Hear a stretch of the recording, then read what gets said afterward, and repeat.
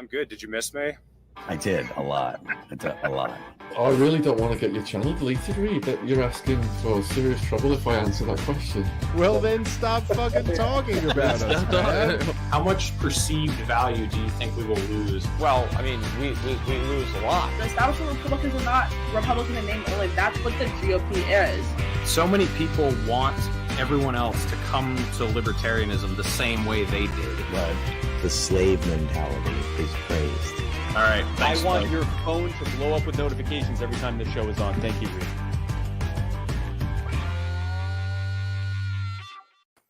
Hello, everyone. Thank you for watching another episode of The Naturalist Capitalist. This is the 10th episode of The Four Horsemen. We did our first one in March. We've done one every month. We've only had one taken down so far. I'm sure that's not going to remain true. We'll see if this one ends up staying up. But I just wanted to thank everyone for subscribing to the show and keeping with us through all this. I'm going to plug my friend Will Bell's Blueberry Wine, Rabbit Eye Wine. You can go find that online. Great stuff. Anyways, let's get right into it. We've got Eric Jackman on the show again tonight. As usual, how you doing tonight, Eric? Count 'em, bitches. 5 + 5 = 10. Okay, as in the 10 pussies I grabbed at Studio 54 last night. But doing well, Reed. I got my Trump shirt here for everyone just to get into the holidays and to celebrate Ghislaine's trial. So that's for everyone. And we're excited. Absolutely. We're excited. All right. Happy to be here. As always, we've got Ryan Dawson on the show again. So, Ryan, your name, Assange, didn't kill himself. Who is going to kill themselves first, Assange or Ghislaine Maxwell? What's your prediction? Oh, Assange, but I don't have an epic shirt like Eric, but this one's pretty good and all aid to Israel. Just as US good. bombs on it. Well, that's an anti-Semitic one worth getting you kicked out of the T-shirt store. Oh, I'm the anti-Semite of the week. Did you I hear? know.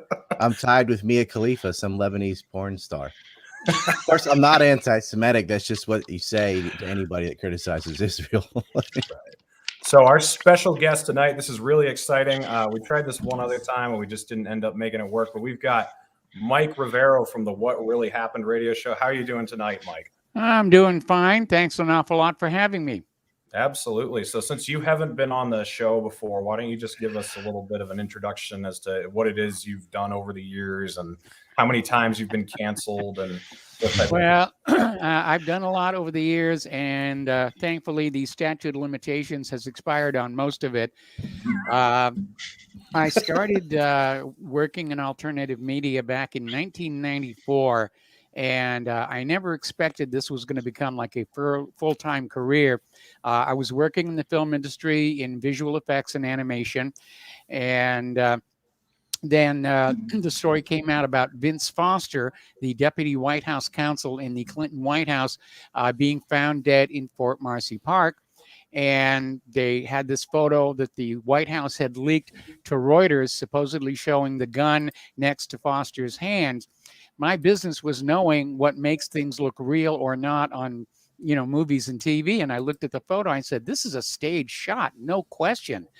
And I started asking a few questions around. And the next thing I knew, I'd been blacklisted out of Hollywood. Nobody wanted to talk to me anymore. And since I suddenly had a lot of free time on my hand, I started digging into Vince Foster and a bunch of other issues of the day. And that led to creating my first political website, which was called Rancho Runamucka. And then years later, we renamed it to whatreallyhappened.com. But we have been running this now for, 28 years. Wow, that's pretty impressive. And how many people have tried to cancel you? Where do they mostly come from? They mostly come from the left or the establishment or both? Or well, mostly from the left, mostly from Israel. I am absolutely banned from Facebook. Every time I log in there, they say there's a temporary problem with your account, but it's been saying that for about 18 months now.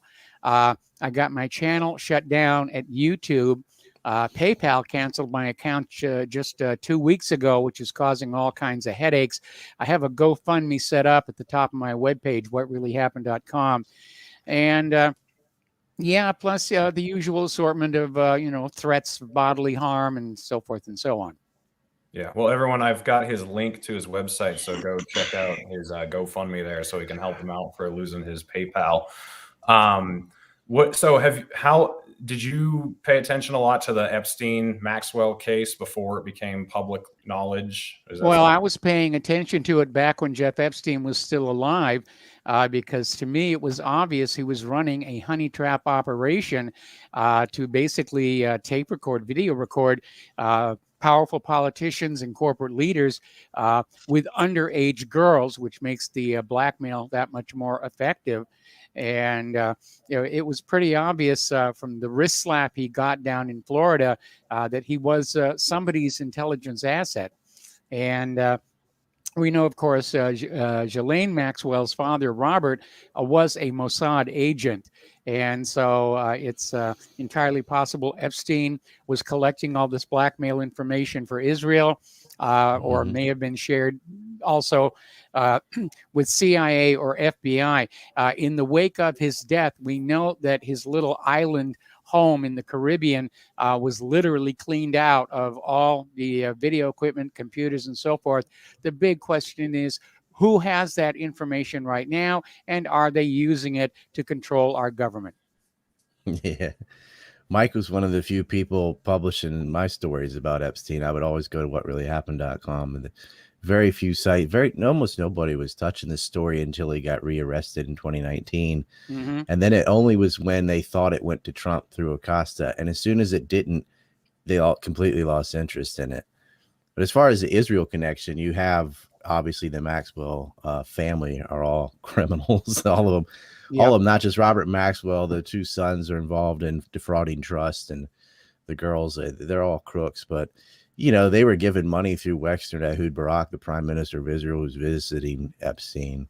Was also formerly high up in level in intelligence. And then the fact that Les Wexner from the mega donors is the backbone that gave him a base of operations and was engaging in the rapey rape with them. And they probably murdered Shapiro back in the 90s. Like a lot of Wexner's lawyers end up dead. You'll find one dead in 95, one dead in 97. And Jeffrey Epstein is working. He's always on the board. He's always the vice chairman, a trustee of different Wexner properties and different Wexner assets. And he helped move money around for him and stuff. So this is how Israeli intelligence works. It gets the SANM inside the Bronfmans, the Steinhardts, the Wexners, the backbone, that sort of second generation of the Sunborn Institute that helped steal nuclear weapons from the United States and smuggle guns are now into human trafficking. And, you know, when you've got this many billionaires, that's why they limited it all to just the sexual escapades, which is definitely a crime in a story. But larger than that is the spy operation on science and technology in particular. So, well, the Promise software is a big piece. Maxwell was a big, wasn't he a salesman of that essentially, or spamming that around? Yeah, their family helped steal that, which created the NSO software, which was used to track down and kill Khashoggi, for example. And the Jamal Khashoggi, the Khashoggi family's also got some well, this is YouTube. How can I say this? They would go on cruises on boats and Peter Nygaard their way with women, in cages and things. So yes. And you know, Nygaard should be on that map too. He, for those that don't know, but I mean, I think all of us do, but in the Bahamas for decades was abusing women and children, and he would do it. He would just drug them Jean-Luc Brunel style and then R-word them. And he also got visits from Prince Andrew. Prince Andrew actually cut a vacation short to hang out with Peter Nygaard. Now, Peter Nygaard's like 79 or 80 now. Prince Andrew was, I think, in his upper 60s. Like, what are you doing hanging out with some 80-year-old guy in the Bahamas instead of with your wife and kids? Like, but you know, that's why on the calendar I called Prince Andrew the Kevin Bacon of rape rings. Oh shoot, I said the word. I think we're all right with that one. I mean, they can take us down for anything they want. So yeah, the fact that me and Mike Rivero are here, you're gonna get canceled. Like ultra what he was based. saying, I also lost PayPal twice. They even canceled my wife's PayPal. I lost Patreon. I can't even do GoFundMe. They kicked me off of GoFundMe and Kickstarter. Yeah, it's the Israelis and the woke left. It's like a 1-2 combo because The Israelis will just kvetch about anti-Semitism or whatever, racism, some canard, and the woke left is on such a witch hunt to find, a neo-Nazi or whatever, that it doesn't matter how ridiculous it is. Accusation alone gets them all riled up. And they're like, racist. They're almost about to come on themselves to find a witch to burn. And so it's sort of both. Like the left is the one that actually does it, but it's the Israelis that begin it. Yeah. I don't know if Mike or Ryan could speak this, but a lot of people wanted me to give them information about the New Mexico angle of Epstein's whole thing. I know Bill Richardson's name comes up sometimes. If one of you guys know more about that or what that was all about, the Zorro Ranch. Well, they had him compromised, and that state also, the age of consent was 17. So it opened the door a lot more for them. That was a whole, an extra year. But they had him, the zoning laws and stuff on that property were completely legal, and they suddenly changed just for Epstein. So he was kind of creating an island in New Mexico because there's nothing around that ranch, right? He had privacy, and it goes pretty deep down under too. But he eventually ended up with 2 different islands. So, but when you've got the governor compromised, you got your own property, and that one too was cleaned out. Really only the property they searched was the one in New York. Right. Because the one in Paris was last. It was like 3.5 months later. They opened the door. There's nothing in there. Right. But we do know that they were sending industrial shredders and things out to these places. And, and there was property in Ohio too that wasn't his, but was his because it was Wexler's, and they did their little shenanigans over there. That's where Mr. Dershowitz didn't do anything wrong because he had his underwear on. You can find videos 6, 7, 8 years old talking about Dershowitz kitty fiddling, and he actually wrote a piece. I don't remember if it was for Penthouse or Playboy, one of those kind of magazines, trying to justify child pornography. And he goes on to it doesn't do any harm, whatever, to just look at it because you're not actually touching them, whatever. And I'm thinking, what about the child in the pictures? Yeah. He's so narcissistic. He can't put himself about the others. But I'm not actually touching the child. He's a fucking goblin. But what about the kid? Duh. No, that doesn't register for these people. He also said Sirhan Sirhan was the first act of Islamic terrorism. Sirhan Sirhan was a Christian. And that whole story is not what it seems anyway. So, yeah. So, Mike, I got a question for you. I know Ryan believes this, and I think all 3 of us do, that QAnon was a CIA psyop, basically. It was somebody's propaganda operation. I'm not convinced it was solely CIA. But yeah, I remember when they first appeared, I was getting flooded with emails saying, you got to put this on your website. You got to put that on your website. And that's usually a red flag that somebody's trying to feed you something. Mm-hmm. As soon as they said Israel's last, it was like trust the plan, Israel's last, which means never. Because how can you be last in infinite number of stories, right? I say, okay, let's see who's behind this. Yeah. I mean, but I don't know. I think it was just at first, just your run-of-the-mill Jonestown idiots doing it on their own. Like that had been around a long time. It got worse and worse though. Yeah. But I think this is what happens when there's so much censorship that people rightly are skeptical of what's on TV. I mean, all they ever do is lie to you. Mm-hmm. And they would seek out social media to try to find something more reasonable. But because reasonable voices like mine, like Mike's, are banned, that leaves a void, and the charlatans come in and, wrap it all up in a bow.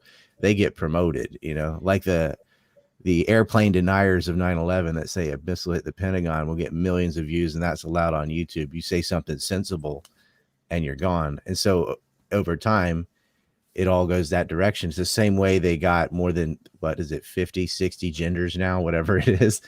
Mm-hmm. No reasonable person. It's like there's male and female. It's bimodal.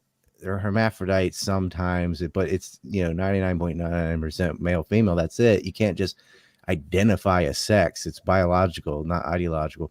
But they've made that a thing by censoring all the voices and letting a tiny minority be the only one that's allowed to talk. Yes, that's kind of what happened with Q. Like, it doesn't matter how ridiculous it is, because they're allowed to talk and you're not. and so it grows and grows because it's Well, the the only other thing narrative is allowed. with like QAnon. I mean, I don't know nearly as much about Epstein as like you do, but I know more than the average person. So I've just been trying to give them a baseline education on what was going on. And you just start talking about it, and they're like, "Oh, this is QAnon," and it's like, no, it's not QAnon, and Right. they've already poisoned the water by putting that's what it's QAnon for. out there, and It's the that's Watkins exactly what it's guys. for. yeah. Yeah, those Watkins guys out there are they run the message board, and it's basically it's I think it's a combination of the Watkins father and son, Steve Bannon, Flynn, all of the media ecosystems that popped up around all of those figures. They're really the ones that all really boosted it and kept it going and fed into it, and people around Trump. So yeah, I think the thing was just a massive psyop. Well, they leave some cookie crumbs because I would get stuff plagiarized that they would add ridiculous to. So they'd be like, Ryan Dawson says this. I'm like, no, I don't. But I had like an old map they used. They took my name off, and then they would add all this crap and be like, oh, he's still alive and living in Israel and blah, blah, blah. And you would always see, and you'd see the same stuff with the 9/11 kooks they're all anti-Israel. And they're like, oh yeah, they even at one point said, the Mossad did Sandy Hook or something like that. I'm like, no, he didn't. And so we see all this, what they're doing is they say ridiculous stuff, and then they're anti-Israel because they want the anti-Israel camp to appear like, look, we're just a bunch of kooks. And now whose interest is that? Is that the CIA or is that somebody else? Now it can still be CIA because they're just as cupped to Israel as anybody else. Yeah, but, true. And they're compromised. Look at the sex scandals with the CIA and the kitty fiddling. They're almost as bad as CNN. Yes. So, Mike, what are you working on right now for research? Where's your attention drawn, and what are kind of the big things that you're digging into right now? Well, I'm keeping a very close eye on the evolving situation in Ukraine. There's a lot of conflicting statements coming out from the White House, from Ukraine, from Russia, and there's clearly, I'm getting a sense that there is a faction fight between those who really want to get into a major war with Russia and another faction which is saying, this is not really a very good idea. But if you look at history, every time the government screws up the economy of this country, they get into a major war to distract from it and try and fix it. Crash of 1907, World War I, crash of 1929, World War II, crash of 2008, and off we go again. And if we can't handle Afghanistan, we are certainly not going to be able to take on Russia or China, or worst case, have to deal with both of them at the same time. Yeah, no kidding. So do you think that that was Raimondo's last prediction, by the way? Justin Raimondo is saying the next big theater of war is going to be in Ukraine. And he was usually right about these things, unfortunately. But I mean, it's fortunate that he's right. It's a dire situation, though. But I thought they were just saber rattling to get the NDAA passed, which they did, but they're still talking about it. That's already done. So, you'd think, can anyone be that crazy? Yeah, that's what I was going to say. I can't. But do you have to ask that in today's clown world, right?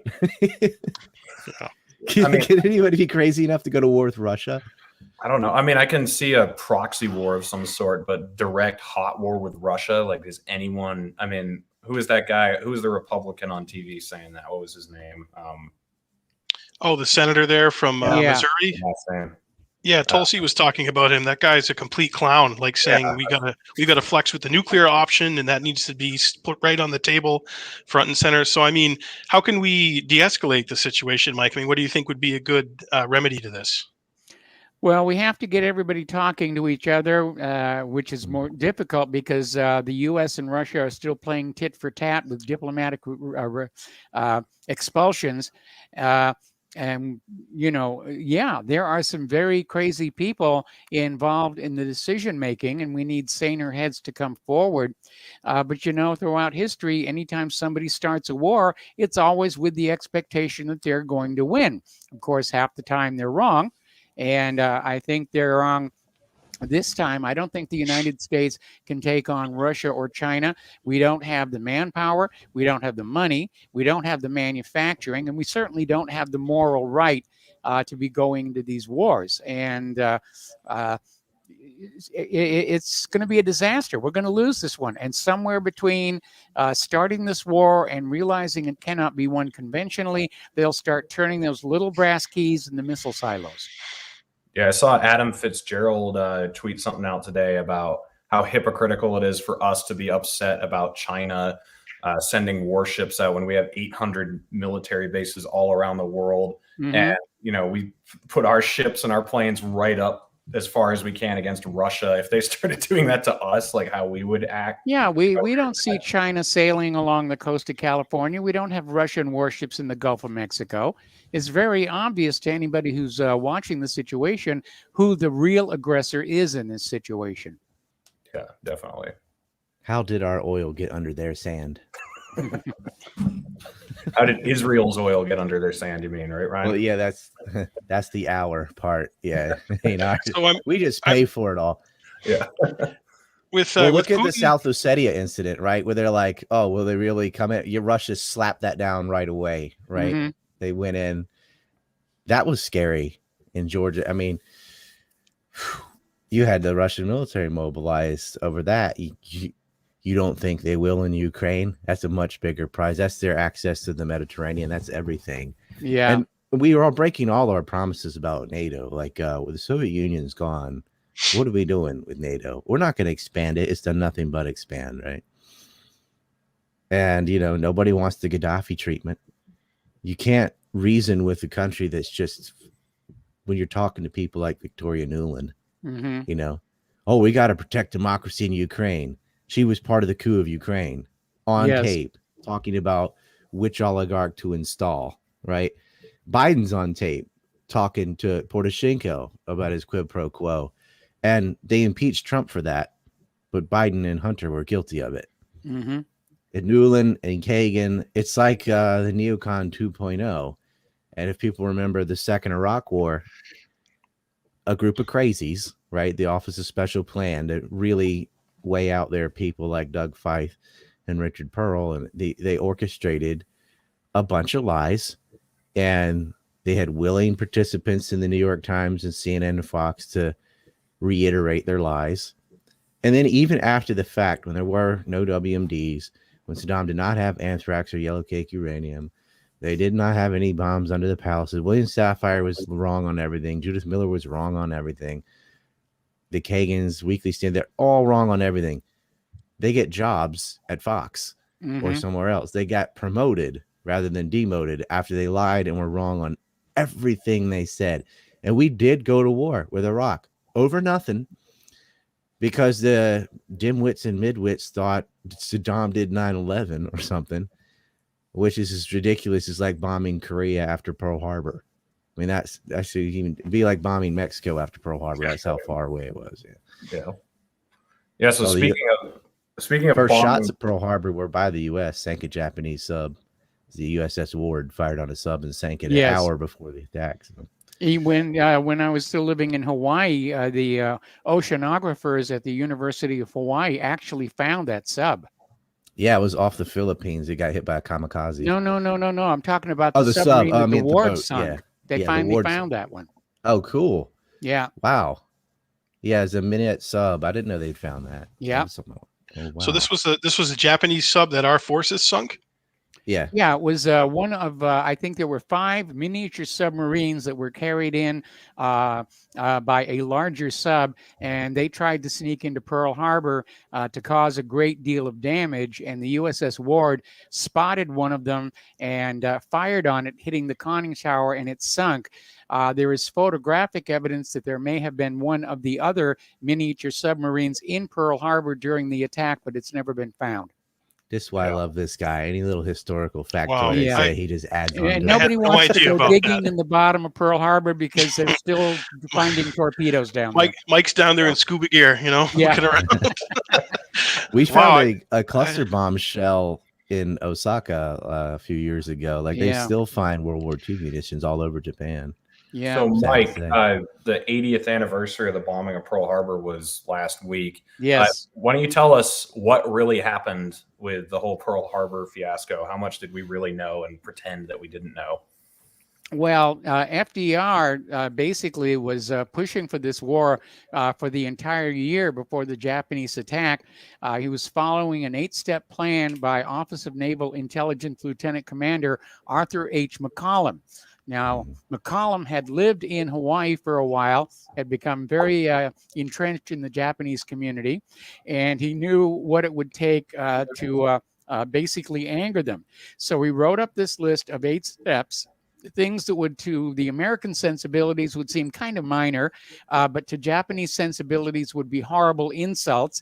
And over the course of 1941, Roosevelt carried out these provocations leading to the attack. One of the things he did was he moved the Pacific Fleet from San Diego to Pearl Harbor, which was not really a defensible harbor. Right. And a lot of the Navy brass said, why are you doing that? They're going to be sitting ducks out there. And one of the things that we discovered when we were living on Oahu, we found the remains of a radio intercept station called Station H. And it's over on Oahu's windward side. The foundations for the antenna mounts and the buildings are still there. It's now a state park. They've actually got planters set over those antenna footings to sort of block them from view. But Station H was actually picking up Yamamoto's order to the strike force to attack Hawaii. And then the intercepts were sent over to Station Hypo, where they were decoded and sent to Washington, D.C., but never shared with the Hawaii commanders, Admiral Kimmel and General Short. And I had Admiral Kimmel's daughter on my show. And basically talking about the utter betrayal of Kimmel being set up as the scapegoat for Pearl Harbor.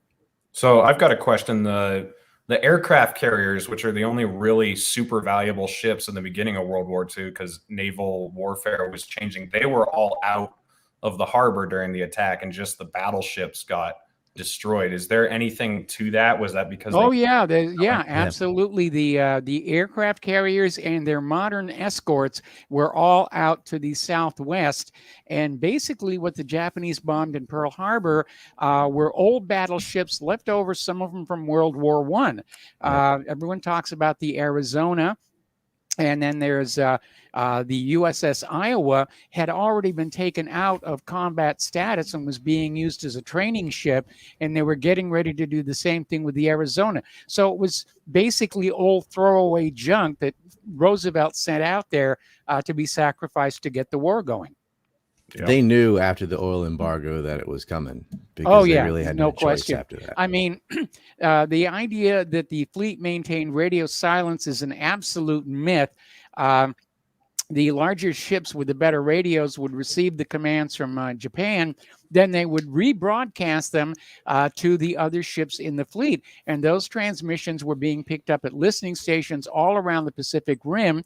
There was a Matson Company steamship, the SS Lurline, that was on its way from San Francisco to Honolulu. And their radio man, Leslie Grogan, was picking up these Japanese signals. And he succeeded in plotting their location coming across the Pacific, heading for Hawaii. The Lurline arrived in Honolulu on December 3rd, and Grogan turned over his logbooks and maps to the Office of Naval Intelligence. There is a record that they were received there, but of course they have now disappeared. Wow. Lies about war. Imagine us doing that. Truth is the first casualty of war. Mm-hmm. Yeah, the funny thing is so many people buy the lies about today's wars, but think yesterday's wars were, 100% as the official narrative goes. I've never understood why they don't think people lied, 100 years ago or 80 years ago or whatever. I was taught in second grade about Honest Abe. Yeah. Exactly. Yeah. Well, there were no torpedoes in the Gulf of Tonkin. There was no Spanish mine at Havana Harbor. The Lusitania was smuggling weapons to Great Britain. Pearl Harbor was not a surprise, and Saddam did not have nuclear weapons. So deal with it. Yeah. There were no torpedoes in the Gulf of Tonkin, but there were on the USS Liberty. And what we do? So we were not fired on in Vietnam. We killed 2 million people, roughly. We are fired on by the Israelis. We give them billions of dollars. Yeah. Yeah. Gaffy.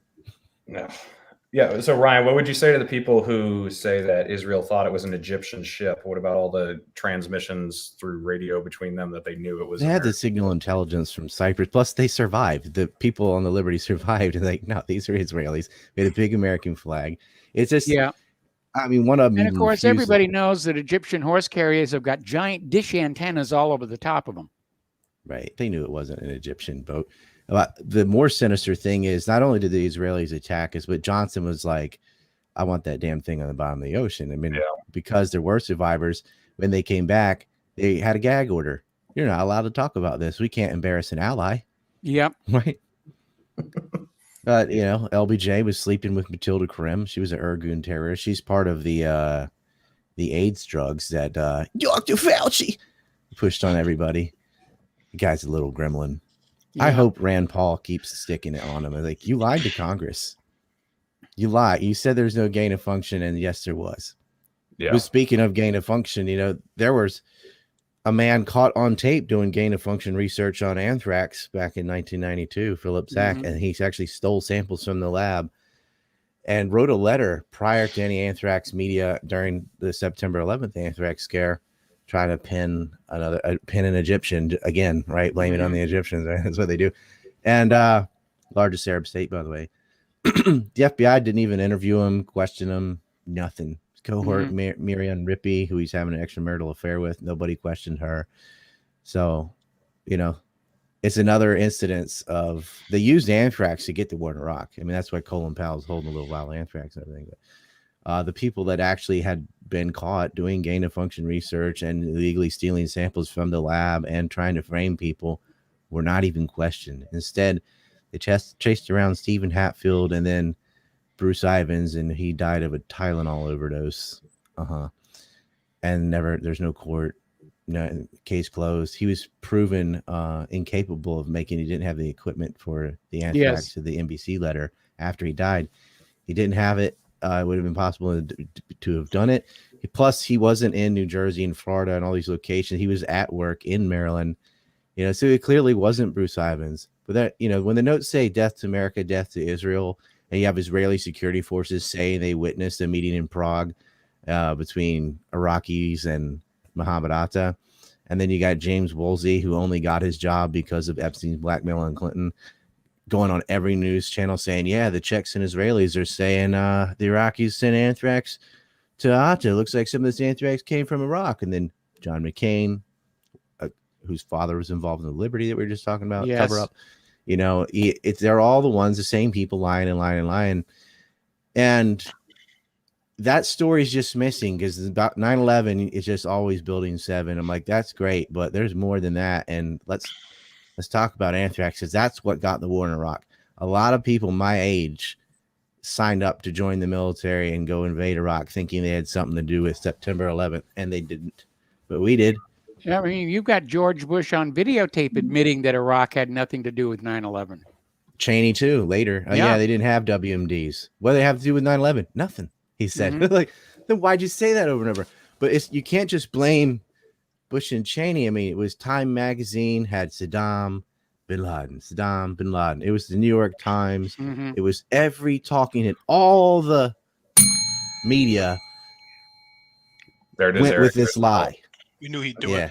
My dog whistle. So, Mike, when people, because a lot of people are just coming into a lot of this information, whether it's Epstein, whether it's 9/11, anything that's out there that's a big event or something that, shapes policy.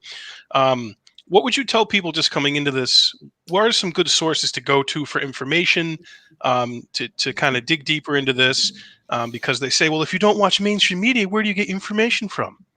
Loose Change is great. No, I'm just kidding. Sorry. Obviously, I'll direct them to my website, and I'll say follow the links to the original source material.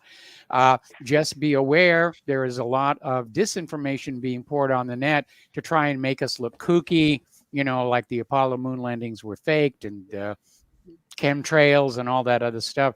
But just be a critical information consumer. And don't just believe what those expensively produced news shows are trying to tell you, because the money is being spent on those noon shows and those beautiful people to convince you to believe what they're telling you. And what they're telling you is what some corporation or some government wants you to believe, not what's really going on. And I think the current propaganda about Omicron variant of COVID is a good example. The scientists who've discovered it are saying it's very mild. It's the mildest COVID yet. And yet we're getting the fear porn of Omicron, get your 7, 8, 9 shots are going to take it from the corporate media. It's so mild. You went from a 99.8% survival rate to a 99.88% survival rate. Yeah. So, but that's how viruses are. The more contagious they are, the less deadly they are normally. Exactly. So if you had they to point sacrifice deadliness for contagiousness. To some individuals, Mike, just some names, people who you kind of go to sometimes. Who would you put out there? Well, there's Ryan Dawson, obviously. Oh, well, we stand on the shoulders of Ryan Dawson. Yeah. And you, Mike. And you, Mike. And well, no one would know me without Mike Rivero, because I couldn't. My first major site to start republishing my work and have me on and talk to the radio and stuff was Mike. It was or whatever network he was on, whether it was RBN or GCN, wherever he was is where I went. I think that was back in my Genesis days. Yeah, it was Genesis, and then Togi, I think it was called. Yeah, I was not with Togi for very long. I was trying to do 2 radio shows a day, and I just couldn't handle the schedule. But just the website too, whatreallyhappened.com. That's how I got War by Deception out, was through that. That got the eyeballs on it, and then I think David Icke and some others republished it without telling me. But it was always for me whatreallyhappened.com and antiwar.com, specifically Justin Raimondo and Jim Loeb. Those are my 2 favorites over there. Justin's no longer with us, but that guy we lost a mega star. And then I would say Robert Perry too. He's also no longer with us, but from Consortium News, very good on Iran Contra, very good on Ukraine too. Mm-hmm. So is Ray McGovern. It's good on Ukraine. Who's been great lately is Chris Hedges. What do you guys think of him? Chris Hedges is another good name. If you want to talk about corporate media, Tucker Carlson. I'm amazed he still has a job. He's been stealing my jokes. Oh, okay. Which is good. It's a kind of a wink, we're hearing you. Yeah, Tucker's been for a talking head, really, really good. And recently too, RFK Jr. on the COVID nonsense, stud. Yeah, and his letter he wrote that was published defending letting Sirhan out, his appeal to Governor Newsom. I don't know if you guys got to read that, but that was amazing. He just laid out all the evidence and said, I do not believe Sirhan killed my father. I believe he should be let out. He served his time. He's not a danger to anybody.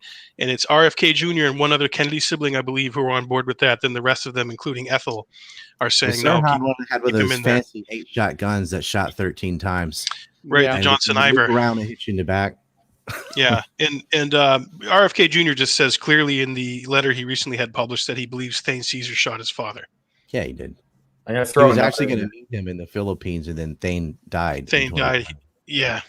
I'm gonna throw another name out there. He's actually watching, but everyone should go subscribe to Adam Fitzgerald. He's a guy I've come across pretty recently. He does great research on all this type of stuff. Yeah, Adam Fitzgerald and Nelson Martin are my guys.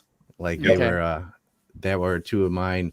2 of the people when I used to go ham on 9/11, right? And these were 2 that stuck with me the whole time. And now they're both very well versed on the entire event. And so both those guys, Nelson goes by Thermal Detonator. And I think he is too. Yeah. Adam Fitzgerald is, really struggling with social media, trying to build his Twitter, trying to build his stuff. And I'm like, I wouldn't put the effort in on those places. They're just going to erase you as soon as you get larger anyway. It's there's a lot of new social media coming online that are censorship free. I mean, VK. Telegram is a good one. Gab is a good one. TLB Talk is a good one. They're still building their audience, and they allow a lot of discussion there. This is Nelson right here, DJ Thermal Detonator. So yeah, those guys are both great. And they put up with all the kook crap too. around 2015 or so, I was like, whatever. Like I've put all it out there. I don't know what to do. It's too much of a headache. Because they just harass you. It didn't matter what I'm talking about. I'd have people come in and argue about the Pentagon. I'm like, there's fucking debris. I can't even, I can't re-explain this the millionth time. But they never go away. And it's because, like we were saying earlier, that disinfo gets pumped, whereas others get shadow banned or outright banned for, it's like, oh, well, did you know? It's information warfare. I mean, this is the front line in the battle for the minds of America. Yeah, the amazing thing is you can, like, if you want to go look up Glenn Dubin's Epstein connections, they're pretty easy to find, but they can just flood the market with so much idiocy that people don't even have interest in it. That's more effective than actually trying to sweep through everything and actually ban every single person who's talking about it. If you can just kookify it, then no one will pay attention to any of it. You'd also have to know who Glenn Dubin was to even know to look it up. You know what I mean? So you'd have to know who Glenn and Ava Dubin were and what they were doing. And so if you don't have that initial information, you don't even know to look for it. There's a lot of stuff, like we were saying, you were about the mass media just being absolute trash. You got to add the late night comedians into that too, because they are part of the propaganda. I don't know how many people I've argued with who got their entire Civil War history from Stephen Colbert and Forrest Gump. That's what you know about Nathan Forrest from Forrest Gump. Comedians, they're starting to lose ratings. They're losing the young demographic, and I guess people are starting to see through them. Oh, they're just trash. COVID, they're just trash. You didn't like that? Yeah, Fallon just did one with Ariana Grande and some other garbage human being, and it was so disgusting.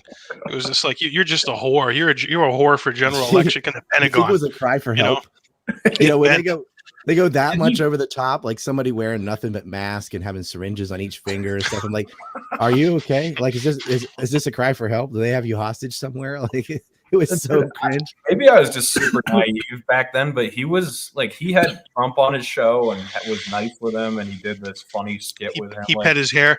Yeah, he was one of the only guys that like was sort of decent to him, but they've all just turned into trash. Like they all used to love me, Reed. You used to love me. Chuck Schumer loved me when I was a Democrat. Boy, he did. I gave you a lot of money, Chuck. I gave you a lot of money. Clinton? Did you go to her wedding or no? She went to your wedding, right? She came to my wedding, and Rosie O'Donnell came to my wedding, and she ate all my wedding cake. She did. It was a disaster. Okay. But mainly, Mike, why I ask is obviously the four of us, we pay attention to this stuff, and we've been doing a lot of research. Yes. Your everyday person who's consumed with their day job, 40 hours a week, they might have a family, a house they're running. It's hard for them to really know where to go. So I just like to ask people who know their stuff what they turn to, and then I try to give it to those people and say, don't take my word for it. Watch a whole various group of different sources, and you can get a pretty good idea of what's going on.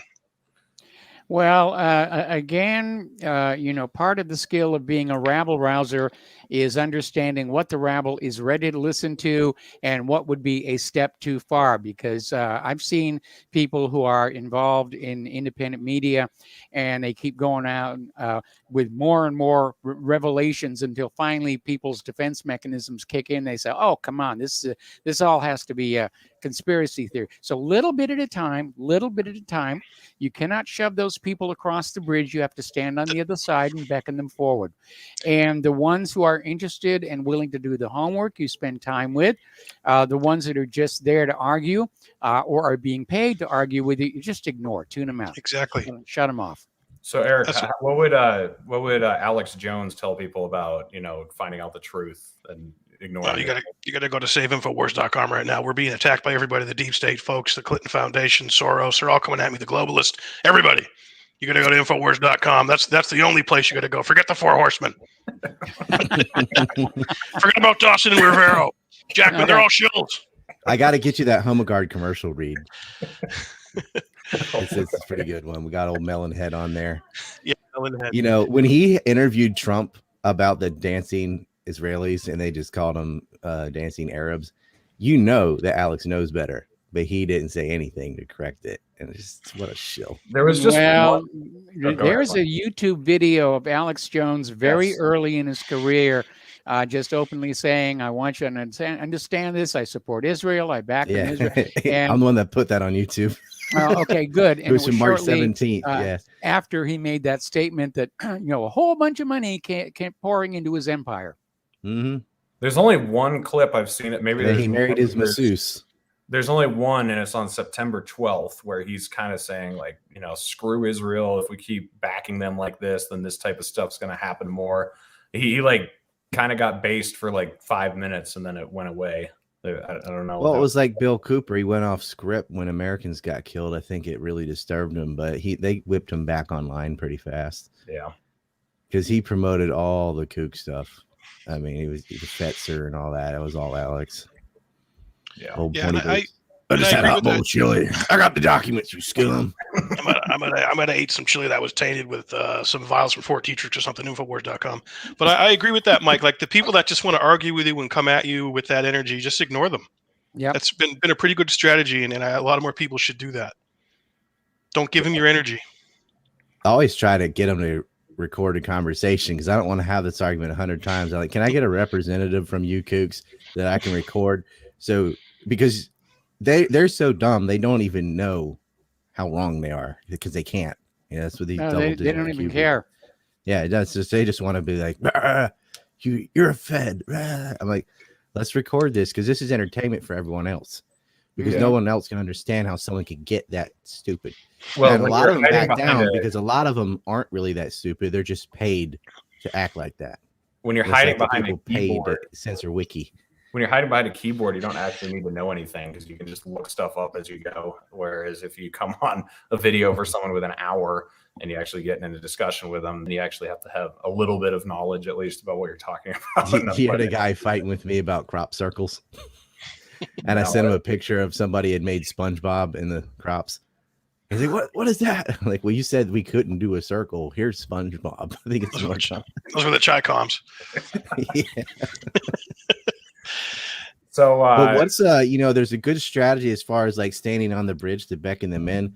Like, you're not going to start with glass windows in Majdanek or something. You're going to have to. I think the second Iraq War is one that hasn't been kookified so much.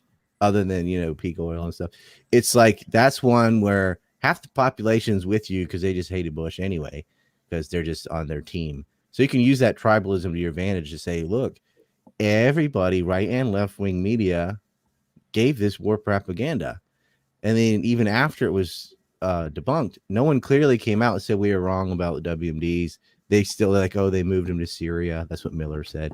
The Iraq War is one that's safe starting point or something, and then you can work toward your deeper conspiracies and things. But I think I've found that one, because people were alive when it happened, they know it was based on lies. We lost a lot of money, a lot of people came back in coffins, and you've never seen the media so uniform. Even Fox was on board. In fact, they might have been the worst ones at that time with O'Reilly and Hannity. Yeah, nowadays they're the only outlier when it comes to COVID. When it comes to Ukraine, when it comes to Syria, it's Tucker saying, nah. And because Tucker's so successful, I think he's the most successful. Now you're seeing Laura Ingraham and Jesse Waters and Greg Gutfeld all get the Tucker effect where they're moving toward his center because that's what people want to watch. They want to hear something true. And, when he had Rittenhouse on, he had RFK Jr. on. And, Tucker got red pilled because one of his sons was a fan of Ron Paul. And way back during the Ron Paul revolution, Tucker was one of the only mass media heads to actually go and talk to libertarians. He's the only one that gave him a little bit of voice. He was kind of like, you're wrong, but you could slowly see the wheels starting to turn as, he drifted that direction towards freedom.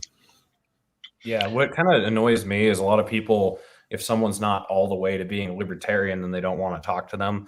And I think we actually need people who aren't all the way to libertarian. Like, we need people who are left wingers and are right wingers who lean libertarian so that they can push right wingers and left libertarians, right wingers and left wingers toward us.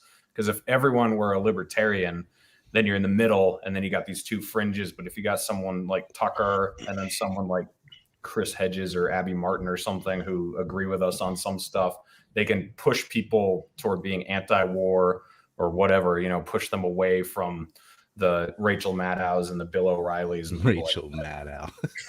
Well, another overlap that like people like Martin or Hedges or Max Blumenthal, some of that kind of, or Glenn Greenwald, like kind of on the left, but still not retarded, is the corporate bailout too big to fail. Like everyone's against corporate welfare. And whether the leftists see the corporations running the state or the people on the right see the state running the corporations, the result's the same. So stop having the government give out corporate welfare. And that's, you got to call it corporate welfare. That's what it is. Socialism for the rich, whatever. I avoid words like socialism, capitalism, whatever, because then you're going to sit there and debate terms for an hour. Just call it corporate welfare. And both parties were like, yeah, why did we give trillions, not billions, but trillions to the corporate world? Some of it not even in the US. Why are we giving money to Goldman Sachs? Why were we giving money to Countrywide, Merrill Lynch, down the list? That was the biggest transfer of wealth in history in 2008 during the Obama regime. And I've never heard anybody that doesn't work for Wall Street disagree, whether they're left, right, libertarian, or what. They're like, yeah, that shouldn't have happened. Yeah, it did.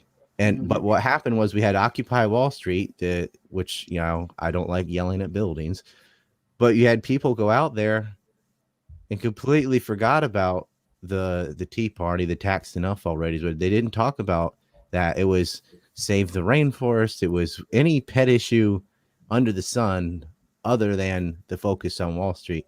And what really blew my mind is Occupy Wall Street, Washington, D.C. You're in Washington, D.C. Why are you running around in the park playing bongos when you could set up a meeting and go inside the building and actually talk to the people that write the laws, which is your perfect legal right to do? And they're not. They're out there wasting their day on Facebook talking to each other. Yeah, which is part of what it's for. Is the transfer of wealth from 2008 still bigger than the last year and a half, or has this outdone it by now? Yeah, well, we're getting close, aren't we? Yes, we are. It was like $28 trillion. I guess it's still more, but I don't know what the real inflation rates are in the U.S., but I know it's more than 6.8%. I'd say it's closer to 11. You think so? Mm-hmm. Well, I agree with whatever Mike says. It's got to be. And in certain products, it's higher than that. Look for like gasoline and a lot of agricultural products. It's up way higher than that. So, Mike, after Trump doing the one term, I mean, I know this is kind of a different direction, but what is your overall thoughts on Donald Trump? Is he just a made man and a puppet of the elite, or is he in some ways a renegade and his own man? I tend more toward the latter. But I think Trump made a very bad strategic mistake. When he won his first term, he wanted to be magnanimous in victory. So he came into the office and said, all of you can keep your jobs. And because he came up in the world of business where if you are the new boss, everybody working in the building is going to be supporting you. And that's not the way politics works.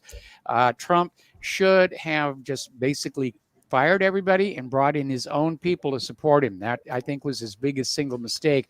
The other thing I'm very unhappy with is that Trump had an opportunity to clean up our election system, and he dropped the ball. You know, he ran into a little bit of resistance from the state election boards, and then he just turned it all over to the Department of Homeland Security, and he shut down his Election Integrity Commission. And when he did that, I said, you're going to lose in 2020, you know, if you don't clean up this mess. And he didn't clean it up, and he lost. And, you know, we're seeing all this stuff coming out of Maricopa and Fulton County. More and more Americans are convinced that the November 2020 general election was fraudulent on many different levels. And so far, of course, the government and the media are standing firm saying, well, we don't care what you think. Your leaders are your leaders, and just deal with it. So if he runs again, do you think he's going to be different if he's not running for re-election again? Do you think he would be more of a renegade if he actually won again in 24? Well, I would hope that he has learned some very hard lessons about the dirty world of politics from his first term. He was caught off guard. I mean, he did make a big thing about drain the swamp and everything, but clearly he did not understand just how deep that swamp really goes. Yeah. So Ryan, did you see him turning on Netanyahu with that article that came out? And Bibi's a loser. What a loser. As What soon an as I was doing a show. Fuck him. Yeah, I was doing a show with Ethan Ralph when that news broke, and before he even read the article on air, I said, well, yeah, Netanyahu congratulated Biden. He's the first foreign leader to do so. And then that ended up being like exactly what pissed Trump off. I think he would be different the second time, because if you see what he did as a lame duck, he brought in McGregor. He had already fired Bolton, but he got rid of Kissinger and some other neocons. But bringing in McGregor, which is what he should have done at the beginning, the DOD, and he started cleaning up the cabinet. But it was too little, too late. It's like, what do you have, a month and a half to do something with this? And they did push through medical price transparency, which is something we really, really needed. That was the last good thing he did while he was in office. But he learned a little too slowly. I mean, why'd you hire John Bolton in the first place? Why'd you keep Christopher Wray in there? Christopher Wray sat on Hunter's laptop for a year and a half.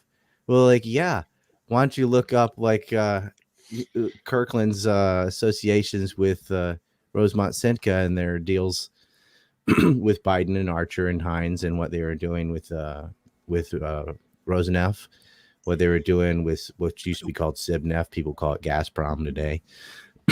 He made over $21 million, and so did William Barr. And of course, William Barr and his father was involved with helping Epstein get his first job. Dalton School. These people are still with King and Spalding, these law firms that are profiting off the Biden enterprises, and the Bidens are partnered with the Chinese, with the communist Chinese. There's so much he could have brought up about Biden during the election that no one touched, and there's a lot you could bring up with Trump dealing with Bob Labudie and Tony Salerno and a lot of mafia in New York and organized crime. Neither side could talk about it which means both are involved in it. Just like Iran-Contra, the Democrats were not going after the Republicans because they were doing it too, right? Mm-hmm. So I would rather have a DeSantis or somebody in there. He's like Trump with tact. But if I could have a magic wand, when the Republicans win, and they're going to, make Donald Trump the press secretary. Yes. Right. Yeah. What do you think about Kelly McEnany did a good job. Can you imagine Donald Trump meeting the press every day? Get out of here, you fake news. Just great. What do you think about Rand Paul? Do you think he has a shot of, like, if he actually really goes hard against Fauci and it turns out good for him, do you think that could actually give him some? If you get Fauci in jail, you can become king of the world. I mean, if he gets that under his belt, he's a shoo-in. But I don't know, man. They protect these people. Like, yeah, some people on the left are like, it's Lord Fauci, Saint Fauci. They have Fauci pillows, and they're going to get their fourth Fauci ouchie. Take the booster. Just take your 11th booster. Yeah. They're going to run out of silly names. Yeah, they're running out of Greek letters. They're going to have to go to Sanskrit next. The Rosie O'Donnell variant. You rearrange the letters in Omicron, it says moronic. Yes. Ooh, it also says micro in the same thing. It's this guy in England, his name's Chris Edwards. He just nailed this. Like last year, he said, here's what they're going to do. Like, first, they're going to do vaccine passports, and then they're going to have the new Delta variant, and then they'll have some other variant after that. It'll never end. They'll have it right before Christmas. He was saying all this to me on Skype. And then it comes, and to steal a phrase from Mike Rivero, imagine my lack of shock. So yeah. People think that's my phrase. Not, I Israeled that from Mike. I Israeled this too. I actually quoted Mike in the book Separation of Business and State, but it went something like, when sickness became a profit opportunity, healthcare was over. Yes. Mike, we got a question from the audience. I'd like to get your thoughts about the Iran situation and whether the U.S. will be pressured by the Israel Gulf lobbyists to engage militarily in near future. Well, there is no question that Israel has been lobbying the U.S. to attack Iran for them. They've been doing it for a long time, for about 30 years. Israel keeps screaming that Iran is just weeks away from a nuclear bomb. And after 30 years of hearing those claims, you begin to wonder just what's going on over there. I think it would be a mistake to go into Iran. Like I said, we couldn't even handle Afghanistan. but Israel, they don't like to fight their own wars. They want the United States to do it for them, and the fear of nuclear weapons, is just the excuse, as it was in the case of the Iraq War. And you can look back and say, well, Saddam didn't really have nuclear weapons. And Israel is saying, well, we're not saying that Iran has nuclear weapons, but they want them. And that's why you should go kill them for us. Yeah, they were saying about Hamas that they had weapons capabilities, like every country does. Every country has capabilities of weapons. As you name a state that doesn't have that, right? And this is. I'm so sick of the Israel stuff. I mean, yeah, me that's too. why we went to war in Iraq. And I wish people understood that. We didn't go there to take oil. Israel gets 77% of its oil from Iraq post-war. Yep. We didn't get any. We lost the oil for food program. The rest of the oil went to China. We lost everything for them. And you look at the OSP, you look at the people that lied about WMDs. This wasn't Exxon. This wasn't BP. These weren't oil companies. These were neoconservative Zionists that wanted Saddam taken out. He was aiding Palestinians and he's against their regional ambitions, and they needed the source of oil. Read Jimmy Carter's book, Peace Not Apartheid. Yes. He'll tell you about the source of when the revolution happened in 79. That was it for Israel. They lost Sinai Peninsula. They lost oil from Iran. They were desperate. And a year later, they threw Iraq and Iran into a bloody 8-year war. And 2 years after that, it's the first Gulf War. This is an old plan. So, and, Iran-Contra ought to be called Israel-Contra because Israel was aiding them before the U.S. got involved. Yeah. What about them selling our military secrets to China too? All this scare talking about China right now, Israel. They've passed a lot of our secrets on to China, and then China had, I forget what model fighter it is, but don't they have a model airplane that's almost exactly identical to ours? And that's because the Israelis not just their entire fighter jet program is reverse engineered, but for the Israelis were given by the U.S. and then they sold them to the Chinese. The Chinese realized if you want to get away with a crime, just involve the Israelis, and the American media won't touch it. Mm-hmm. I mean, why not?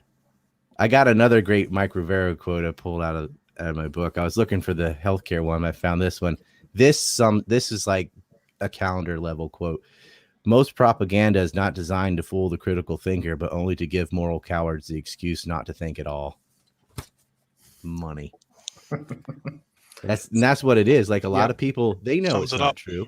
They knew there weren't any WMDs. They just wanted it. The war's exciting. Let's blow up Iraq. So 9/11. We got to pound somebody, right? Look at the rubble. Could we ever get to a point in the United States when our government is just not completely compromised, blackmailed, or just under a vice grip by Israel? Is that ever a possibility? Well, only if a gigantic asteroid falls on Israel. I mean, they're already shooting children and ethnically cleansing their neighbors. Like, what do they have to do to lose the PR war? It's slowly starting to happen, at least with the Palestine thing. Most people don't understand that war in Syria, that's Israel. Both wars in Iraq, Israel. Like, they don't see how bad our entire Middle East policy is directed by these parasites. But they are starting to understand, like, for no other reason, I think, because the left's like white bad, brown good, that the Palestinians are being abused by the Israelis. And they're starting to lose on that front. Every time because they do these cyclical, throw it against the wall wars to Palestine. And each time you're seeing more and more people, especially in the foreign press, start saying negative things about Israel and how horrible it is to blow up the AP press building. Last time, the first targets they did is blow up AP press. What's going on? And you see it leaking on Twitter, of all places. Facebook won't let you talk about it. YouTube won't let you talk about it. Twitter's really bad on censorship, but they seem to be okay with bashing Israel about Palestine. As long as you don't go past that line, talking about Epstein and things, then you'll be okay. And because of that, a lot of videos have gone all over Twitter of, if you want to talk to some soccer mom, don't argue about Middle East policy and economics. Just show her a video of Israeli snipers shooting kids and laughing about it. Yeah. Or building a cage around houses in Hebron, dumping trash on people's heads and stuff. They don't know. A lot of good Christian people they think, God gave the land to the Jews or whatever. When they see their behavior, just fucking brutality that they do to these people, that's it. because they only support them out of ignorance. Once they know, and you got to show them pictures, you got to show them video, then they're ready to listen to the rest of it.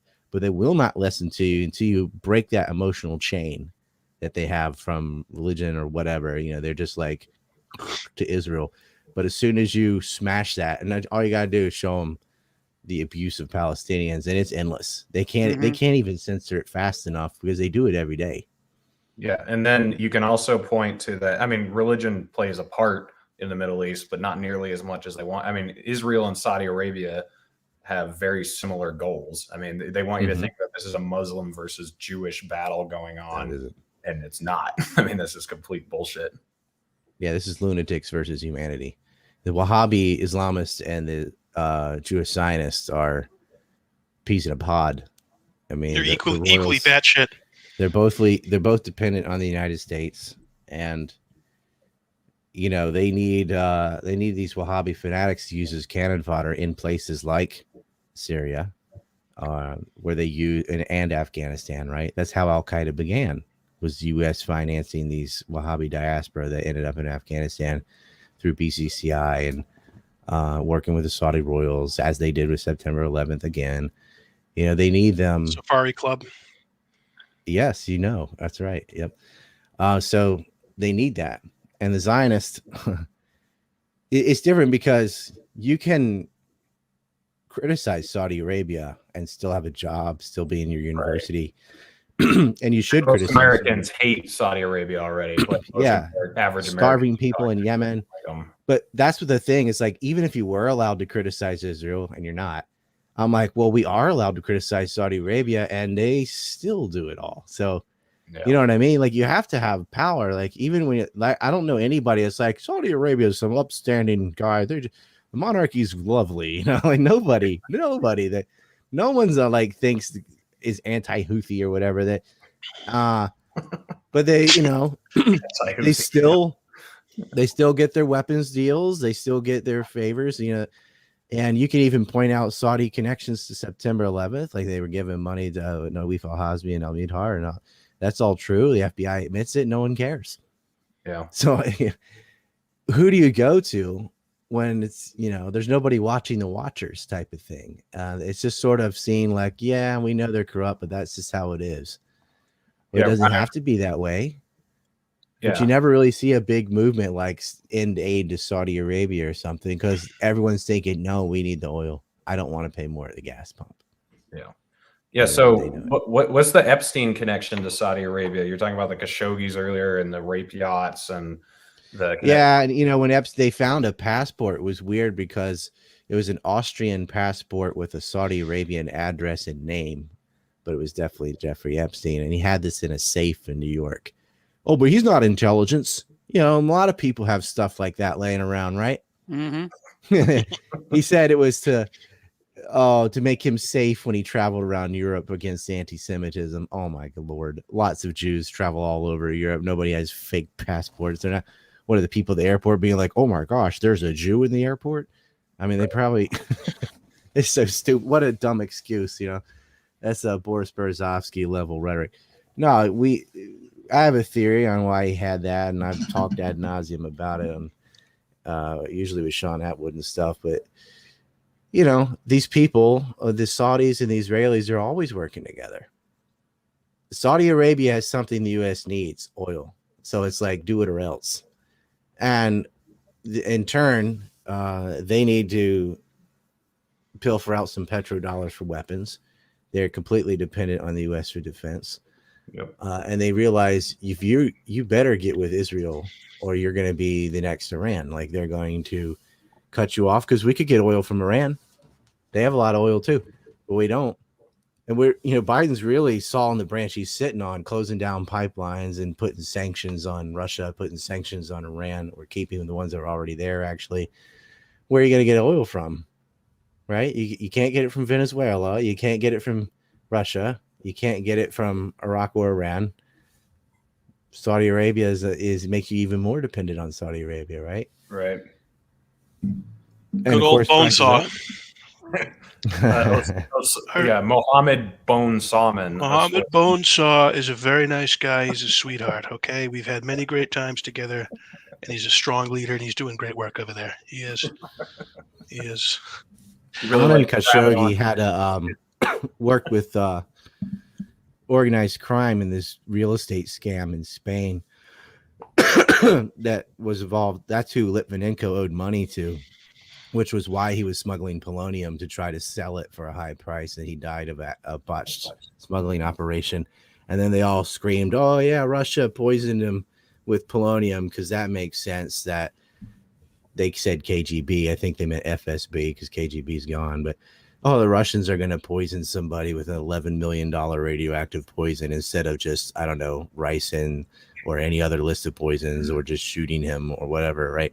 He died of a botched smuggling operation, but why was he risking himself to smuggle polonium into the UK? Is because he owed a lot of money to organized crime, which goes back to Anand Khashoggi and this whole big nest. Epstein and Maxwell were in Spain a lot, and there's a lot of Spanish figures in his black book, and that hasn't really been touched on as much as, I guess it's not as sexy a story as Prince Andrew and Bill Clinton and all, but which are both important. But if we really need a lot of journalists digging through and looking at this, but the problem is there's so much mis and disinformation and a total media blackout. The public's super interested in this story. No one cares. I mean, Ghislaine Maxwell's on trial right now, and they barely say anything. There's a few videos on YouTube here and there. Nobody's saying much about it. Annie Farmer had her testimony. Defense rested. She probably will end up staying in jail, but they've really limited this just to the her assistance in human trafficking and grooming these girls, and really missing the boat on the bigger picture here. And they never gave an explanation about this passport and these diamonds and all these people that are on these CDs that are in the safe. But they put a big kibosh on the whole thing. But then you wonder why. Because, people like Bloomberg were visiting Les Wexner while the little kids are over there. And, New York is so corrupt from top to bottom. I mean, their last 3 governors have resigned over sexual misconduct. And the woman that's in there now is just Fruit Loop of Fruit Loops, right? She's going to be like, everybody wear 5 masks and an anal plug. And they've completely lost it. And I think this is a real estate scam too, because BlackRock is buying up all this property. I've seen videos in New York where they go block by block of just empty shop, not closed, gone, like just nothing there. So someone's going to be able to come buy this up for pennies on the dollar. Then suddenly we'll reopen, and they've monopolized prime real estate in New York City. How else could you do such a thing? BlackRock. What are your thoughts on BlackRock, Mike? I've assumed that's something you've covered a bit. Probably not as much as Ryan has. There's no question we live in an age where big money is influencing way too much of our lives. It is a hallmark of a fascist economic state. And whether it's BlackRock or a couple of the other, the Bank of International Settlements, they know politicians love money, and because of that, they're able to they're the real rulers of the world. Yeah, the BIS puts BlackRock to shame, actually. that is the Fed's Fed, right? Yes. You can think of it. And part of what led to Japan's decline, I mean, in the 80s, they were catching up with the US to be the largest market in the world, and with one little stroke of the pen at the BIS, that all got reversed. It's scary that the money supply is in the hands of just a few decision makers can just wreck a nation so easily, raise interest rates, lower interest rates. And again, back to my magic wand, I'd put Ron Paul in as the Fed chair so he could get in there and do nothing. Take a vacation. Or Secretary of Treasury. So, Mike, I'm going to switch gears a little bit, but there was a giant fuel spill on the island of Oahu where you're from. You said you've been covering that for a while. I saw something from Abby Martin a few days ago, and then Tulsi Gabbard said something about it today. But both of them said it's something that has been under scrutiny for a while. So could you give us a little more info on that? It's not technically an oil spill. in addition to the big white fuel tanks that you will see in aerial photos of Pearl Harbor, the ones that the Japanese didn't bomb, which left the U.S. enough fuel to fight the Pacific War, there is a hidden facility called Red Hill. And it is a real hill that has been hollowed out and holds storage tanks for things like aviation fuel, bunker diesel, various of the petroleum distillates. And it was built, in World War II, and it's corroded, and it has been leaching petroleum distillates into the aquifer there, and it is starting to be noticeable coming out of the tap water. And a lot of the military people on the Pearl Harbor base have been complaining. There have been tests of the water that confirm this material is leaking in. It's a tremendous health hazard. We know there's a link between petroleum and cancers. And the aquifer basically supplies the entire island. So they're starting to see indications that this contamination is starting to reach outside the Pearl Harbor base. The state of Hawaii wants the Navy to shut down this facility and drain the tanks, and the Navy is basically dragging their feet on that. Sounds like the state of Hawaii is anti-science and wants to kill grandma. Well, they love their military out there. Those white tankers, are you sure that wasn't a misspotting of Meghan McCain? Meghan McCain and Rosie are sunbathing out there in the harbor, and boy, what a beauty of a sight that is. Oh, okay. Free Willy, they're rebooting Free Willy. I think the sun would be like, hurry up and blot us out, Bill Gates. What did you say, Mike? Greenpeace is trying to put him back in the water? Yeah. They're rebooting Free Willy, and boy, they are trying to free Willy. They are. It's huge. Y'all know about the infamous exploding whale? Oh yeah, the dynamite one or whatever. It was one of the first viral Northern videos California. on the internet. Yeah, they dynamited a whale. The whale ate Chipotle. Other people are like, that's a stupid idea, but I'm going to keep my mouth shut because I kind of want to see that. They're like, yeah, that sounds good. What does this look like? It looks like an exploding whale with chunks falling on cars and blood falling everywhere. Somebody thought the whale was just going to dissolve into millions of little tiny pieces, and the seagulls would eat them, and the whale carcass would be gone. Well, whales don't respond to dynamite quite that way, and it came down in very, very large chunks. Yeah, one of which crushed a car. Mm-hmm. Yeah, they went miles. The reporter's all doing a countdown, 10, 9, and as soon as it went up, you could hear it sounded like hail. Have you ever heard of hail come? Shh, and they just scream, "Get out of the way!" Just like, here comes the whale. That person, they're wearing a trench coat or something. It's covered in whale guts and blood or whatever. Walking home, shuts the door. Hi, honey. What happened to you today? Walk off. I got covered by exploding whale. Okay, that sounds good. Sounds like a good Friday. It says, thanks for having Mike Rivero on. Great guest, good show, gentlemen. Cheers to Exit.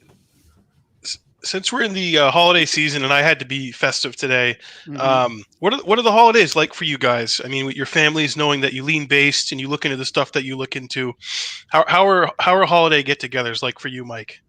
Well, they're great. I mean, this is a very conservative part of the country, and one of the reasons we specifically moved to Santa Claus, Indiana, is to be with our family. And my brother-in-law and his wife are just literally 5 minutes down the road. Their daughter, who's also my doctor, lives up in Dale, which is the next town that away. And we get together and we have a lot of fun, and the dogs all love me and attack me. And so, we have a good time here. And of course, in a town named Santa Claus, they take Christmas pretty seriously here. We're saying Merry Christmas again. Believe me, we are. Yeah, yes. The Grinch is not welcome in Santa Claus. Yeah. I said the Grinch is not welcome in Santa Claus. Not really. And, if you're not festive for the season, they look at you like there's something wrong. Get ready to deport you back down to Mexico or something. You're a Chi-Com. Yeah. Yeah, well, So when your here family...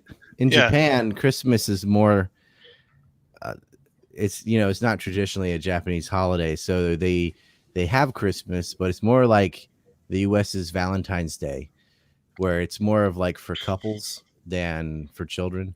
So they have illumination throughout all the cities and sometimes Christmas trees. Mostly they just put a bunch of lights in all the trees and stuff, and couples go around and do viewings and ride the boats and stuff and kissy time. It's like Valentine's. But just in my house, I'm doing the whole traditional Santa thing with my children and all. But Japan does everything a little bit different. For here, New Year's Eve is the big day where all the trains go 24 hours and people go to the temples and get their fortunes. And that's the big holiday. Christmas is kind of catching on. Halloween has also grown just in the last like 5 years. It's all like adult costume parties and stuff. They don't really do the trick-or-treating part yet, but they really like enjoy dressing up anyway. They seem to do that a lot. All the cosplay and stuff is very Japanese. So yeah, they're getting into Halloween, and they don't have a Thanksgiving at all. Like, why would they? But Christmas also, they have Christmas turkey, Christmas cake. And it's really funny because KFC has sort of like nudged it way into being the face of Christmas. And it's kind of like, so the mother doesn't have to cook. They're like, just bring in KFC. Like, but KFC's like higher end here and better than they cater. It's not like it's KFC, but it isn't like fast food like you think, right? And so they have like the Christmas buckets, and you can get turkey, and you can't get turkey in Japan unless you get it from Costco. So it's kind of a big deal. It's funny that there's the KFC Christmassy KFC. They're like, oh yeah, KFC. You'd never associate that to Christmas in America, right? But here, that's like the Christmas place. Going to get buckets of chicken. Pretty funny.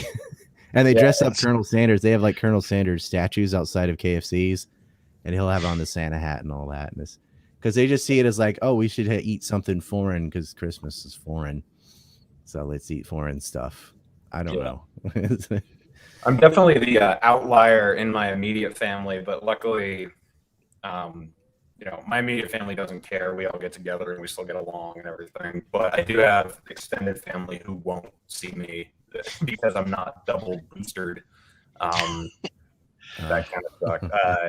And one of them I actually was going to go see, and he just said, "Sorry, I'm not seeing anyone who's not double booster." I was like, "Okay." But yeah, we don't have that problem. A lot of Native Americans are like, "Oh, you want us to take more vaccines? Didn't you sterilize us last time?" No, thanks. Right. Oh yeah. So Ryan, I actually wanted to ask you this because it was after we did our last Four Horsemen, but for Thanksgiving, I was with my family in New England, and we were having Thanksgiving dinner. And your family meaning Dave Smith, Scott Horton, Peter Kionis. That's my spiritual family. Okay. But we're sitting around the table, and my brother asked something. He was asking my dad, like, "Hey, who's your spirit animal?" And so then my brother's fiance got all really pissed off and annoyed, and she's like, "That's cultural appropriation. How dare you say something like that?" And I was the only one in the so is democracy. Well, I was the only one in the family who had a Native American friend. So I was going to ask you, like, what do you think about cultural appropriation, that term? What is your thought on all that shit? I think it's usually just like silly white girls who get mad about it on behalf of someone else. I've never seen a Native care. Right.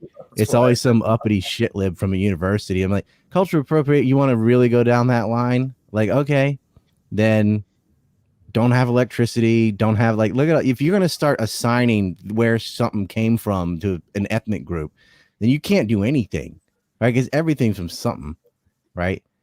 This is ridiculous. Like the fact that you live in a republic, the Articles of Confederation were based on the Iroquois Confederation. Like our whole experiment, it comes from influence from Native Americans. They used to be on the continental dollars, and a lot of the weird artwork on the dollar. That's what that is. It's not all the stuff they say with Illuminati and anything. It's just Native American symbols, the arrows.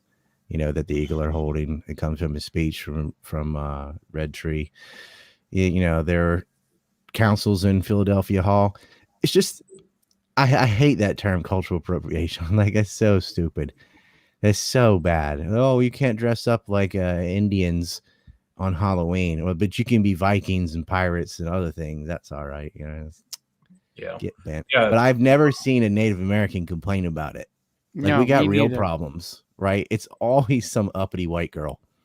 Yeah. Like, I don't see a lot of blacks or anyone else complain about that either. Sometimes, you know, you could always find trash on TikTok or something, but not normal people I meet. They would just what? You know, no, that's not it.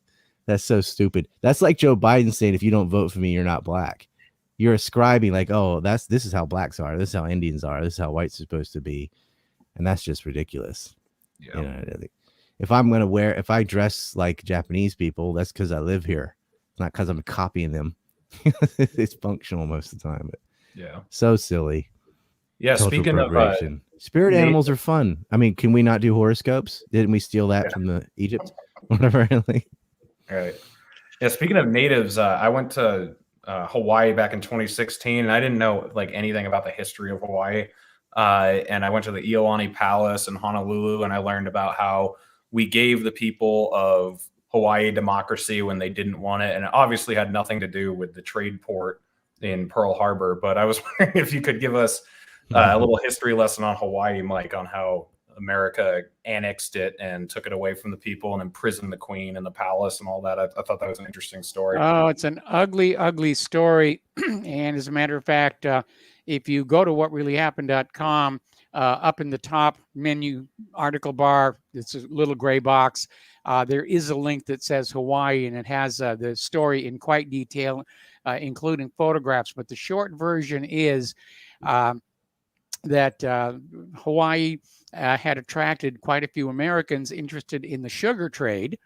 And because the measles had decimated much of the native Hawaiian population, they started importing workers from Japan, China, the Philippines, and that's where Hawaii got its Polynesian makeup. There's a little bit of everything in there.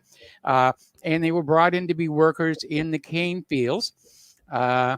But the owners of the cane fields were very upset because when Hawaii was a republic, the United States was charging them a tariff on the sugar being sent to the United States of America.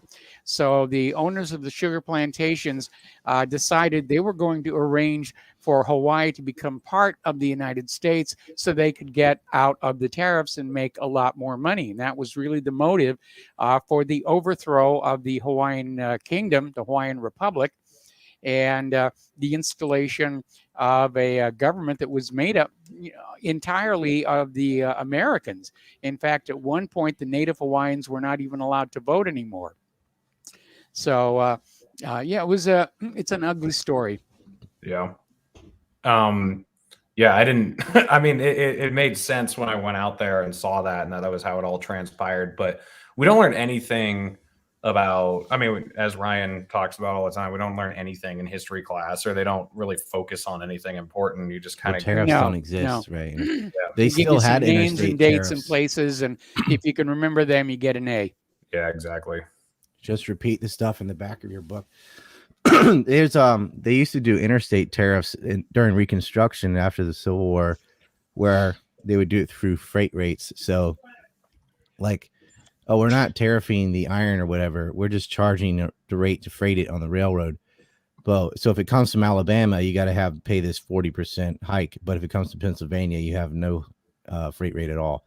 So it favored northern industries. So they just taxed the South into oblivion, or tariffed them, or gave them freight rates, or they always had some scam to help these monopolies that were writing the laws.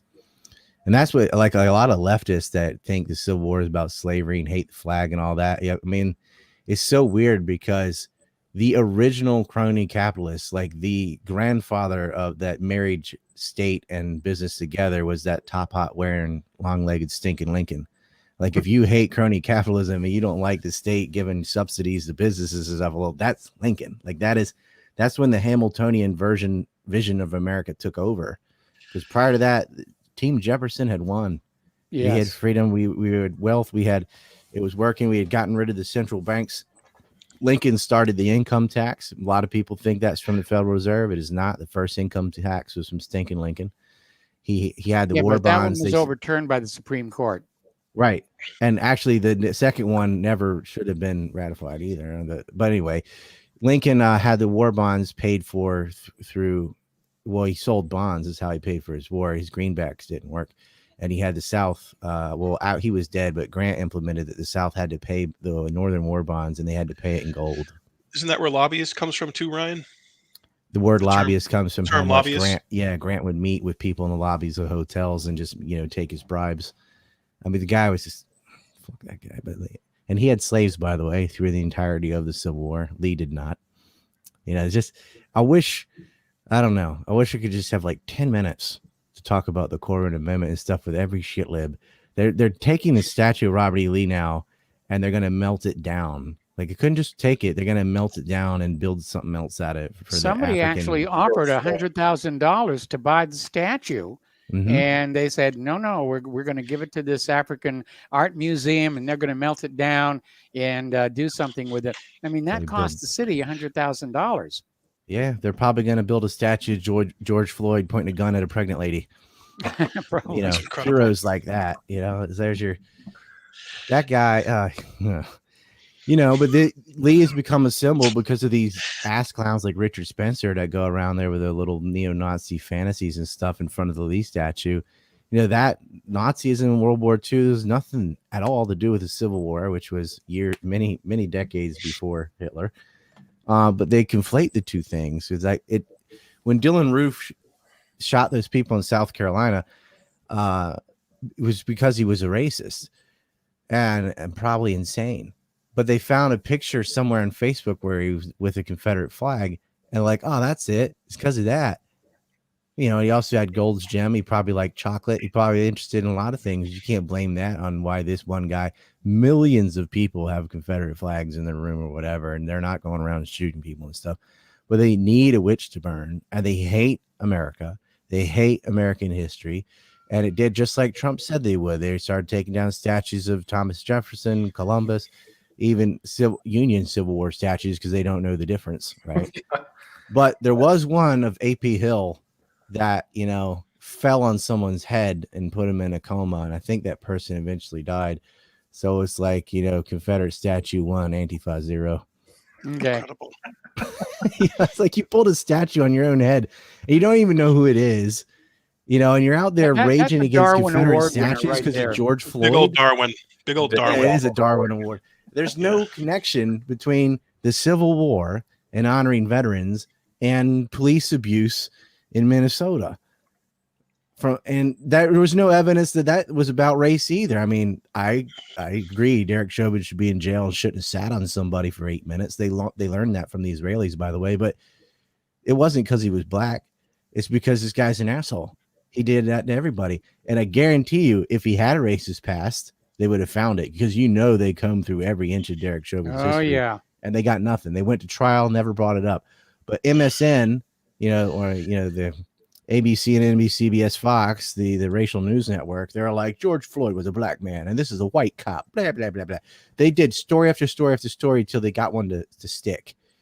And, it's emotional because it's horrible to watch someone who's having a panic attack and dying of a drug overdose have some cop sit on his back for the last moments of his life. And because of the color of the two, the victim and the cop, they're like, aha, race crime, hate crime.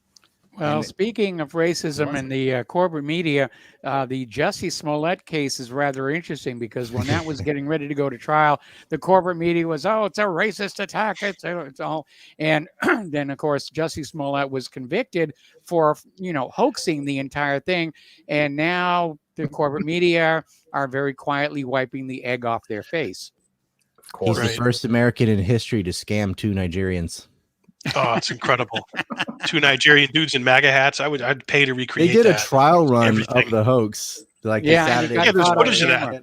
Oh, you're on candid camera. That story was... And you know what? You couldn't even pull that over Trump. And when Trump first heard about it, he just said, "Oh, that's very unfortunate. Next question." I think his bullshit meter went off. He kind of knew it was bullshit. Like they had MAGA hats and they dumped bleach on me and they It's had incredible. a noose and then everybody slow clapped. This is MAGA country. And that was so on the nose. It was like the apple a day. It was real in my imagination. Eric, what would Jesse Ventura say about it now? Do you think? What are I walked out there in that street. I did an investigation, and I smelled manure. I smelled bullshit instantly. I didn't believe it. That was a golf-a-thon kid on the streets of Chicago. In the Baja, It was in the Baja. where I live, you know. Yeah, That's we great. like to get a little crazy, Mike. Sometimes do some impressions, and that's how I deal with all this shit. That's what I want. Yours are great. I love it. You know. Oh, thank you. That's thank you. I What appreciate would that. what would Bill Clinton think about it? You think he has an opinion there? Well, first I'd say, Chicago's a great city. I raped a lot of women out there. So, I've had a lot of good times there. And, I hope Ghislaine doesn't spill all them beans in the trial. But, Jesse Smollett's a patriot. He's a hero. And that show Empire was a big fan of Hillary's campaign. They supplied us with all kinds of girls and drugs for her campaign. So Jesse Smollett is a hero. And that was a hate crime. Did you hear what Sean Atwood had to say? Oh, we got Jesse Smollett at the top of the hour where he scammed the Nigerians into the plot. It was so dastardly. But we'll be getting to that after we talk to Ryan Dawson at the top of the hour about how horrible the idea for treating the babies in Gaza. Oh!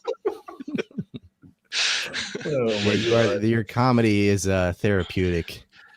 Well, it's how we deal with it. So, I mean, what do you do, Mike, outside of all this kind of stuff? Like, what are you interested in to take your mind off all the bullshit of the world? Well, it's very important to try and, give oneself some distance from what's going on because the news is overwhelmingly bad. Mostly, I'm sort of producer for my music, for my wife's music, and I'm into amateur astronomy. I've been trying to build a robot for my grandniece and grandnephews to play with, but I think the robot is winning over me right now. So I don't know if it's going to get done anytime soon. Well, the machines are becoming self-aware, Mike. We got to watch out for that. James Cameron was so right with Terminator. He's an idiot. Okay, he didn't get too smart. He's not like from a Cyberdyne system or General Dynamic. One of them companies, one of them spooky companies. Nope. Have you seen those weird robot dogs and stuff, though? That is disturbing. That creeps me out, dude. That's what I'm building. Yours is going to be for peaceful means, though, because Mike Rivero is making it. Well, it's a lot smaller than the ones from Boston Dynamics, and it's better than having a real dog. I mean, it'll leave dead batteries on the carpet, but those are easy to pick up. You can clean those up pretty easily. I'm building a robot dog as he sets down industrial society in its future. Right. The dog's name is Ted. Yeah. Teddy the Pooch. He's a Rottweiler. Eric, you're going to be very jealous. But somebody sent me a stocking stuffer early. This is on the back. It's a little Uncle Ted figurine. Oh, it's cute. Isn't that great? Comes with shrapnel from a bell bomb. That's a collector's item. He has that, Reed. He has that, It's so good. Hey, Ryan. I got this too, and I really wanted this. I joked about this, sort of half joking, but somebody actually sent me a box of Uncle Ben's, but Uncle Ben's still there. Oh, Jesus. Right? Because they got rid of Uncle Ben and Mrs. Butterworth and all that, and then you got to get the collector's edition. You got to have have you looked at the Land of Lakes? Yeah, all that stuff. Well, I thought Land of Lakes was pretty accurate because they got rid of the Indian and kept the land. Yeah, that's what I was going to say. Yeah. Oh, I'm sorry. That's a good meme. That's cultural appropriation. Yeah. You know what, though? When I was buying butter, I'd always get Land of Lakes just because it had Indian on it. I was like, why not? Butter is butter. I'm going to get this one. Because I didn't see it as a negative thing to have an Indian mascot. I thought, oh, cool. We still exist. On the butter, at least. Keep it in the tribe, Ryan. About it, Keep it in the tribe. What does Caitlyn Jenner think about Land O'Lakes? Well, I Indians. I have a lot of Indian friends out here in California, and I'll always be dad. We can celebrate Father's Day on Mother's Day. Surprise! Well, it was an honor though, because Land O'Lakes, the reason there's a Native American in lakes in the land is to make it feel like clean and fresh, and like this is the kind of butter you want because these people wouldn't pollute it, right? That was their message. That's a positive stereotype. And I just don't see why you take the character down and leave the lakes on there. It's just you're bowing to the woke mob when you do that. Yeah. And get rid of well, not just Mrs. Butterworth. What was it? Aunt Jemima. They got rid of Aunt Jemima, Uncle Ben. Yes. And they're like, well, that's a term. I was like, I had aunts and uncles who were not really my aunts and uncles. And they were not black either. I mean, that's just a Southern thing for anybody. Getting rid of Uncle Ben. Maybe mad. So we got a super chat for $75 from P1 Dizzy. Thank you very much. Any thoughts on those still locked up from the January 6th event, while those who loot jewelry malls are free to walk? Loving you all here tonight, Eric. Can I get some Julia or Michael or Donald talking to Rye? I don't know. Whatever you haven't done yet, give us. Who have you not done tonight yet, Eric? Well, No, my brother, Mike, your thoughts on the? Yeah, we'll do it after, but I want to hear your thoughts on the January thing. Well, I think there is a deliberate program to intimidate all of the American people by the maltreatment of the people arrested during the January 6th protest, by maltreating them and being cruel to them, beating them in the prison and everything. I think the government is trying to discourage all future protests. Personally, I don't think it's going to work. It certainly did not work with the Palestinians. And if anything, we have a saying over at whatreallyhappened.com, the fastest way to bring down a dictatorship is to force them to act like one where everybody can see it. And that's kind of where we are right now. Yeah, always force a dictatorship to act like one. It's true. Right. And, I was affected by Jan 6 because one of my artists is sitting in jail. So, really? Yeah, over nothing. I know he didn't do anything, but it is what Pete Izzy brought up. I mean, they're looting stores. There was a guy in California that priced all his items $951. And a dollar store said that you couldn't steal it, or you could actually get prosecuted if you steal it. They've lost their minds over there, but it's these George Soros appointed DAs that have decided to just look the other way to crime. I'm like, the world is run by criminals. And these people, they're looting Louis Vuitton bags and all that. I'm like, I bet you feel like a sucker if you just spent a few $1,000s actually buying one and people just raid in there and steal it. They organize this on Facebook, by the way. Facebook does nothing about it. And they go and rob a Nordstrom's or rob a whatever, just all run in there and steal things at the same time. And that's that kind of looting and arson and the, annexing a piece of Seattle for months, Chaz or the Chop or whatever the hell they were named it. I love the farms they made where they took some plants out and they just dumped it on cardboard on top of some artificial topsoil. I was like, yeah, I'm starting to see why communists starve to death. If that's your farming co-op or whatever. They don't understand that that's skilled labor. Like, yeah, you can grow tomatoes in your yard, but if you're going to grow food to scale to feed you, that is not as simple as putting a seed in the dirt and putting water on it. It's a lot of work. It's and highly a lot of knowledge. Labor. There's a lot of knowledge it goes is. into that. I mean, back in Zimbabwe, they went through this whole thing where they took the farmland away from the white multi-generational farmers and they redistributed it to the black people who, because they didn't know farming, plunged the entire nation into economic hardship and food shortages. And the same thing is going to happen here. I mean, they're talking about reparations. They're talking about grabbing all the land and redistributing it to the black population.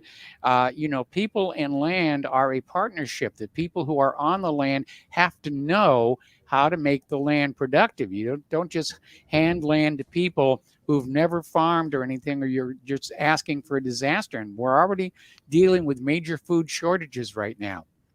Mm-hmm. Yeah. And even if they had given it to black farmers, it still would have been wrong to just confiscate people's land. Oh, I agree. I agree. But they just gave it to negative whoever. Consequences. But I swear that was on purpose because, like, okay, we're going to use this racial pretext to steal land away from. We're going to take all the agriculture away. We're going to give it to people who were not farmers, right? Mm-hmm. They didn't give it to black farmers. They just gave it to anybody.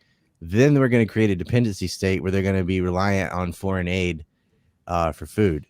And then we're going to use that as leverage to say, oh, You want to continue to get these freebies of food? Well, why don't you lease us this and that for 99 years, and we'll take all your mineral rights away from you?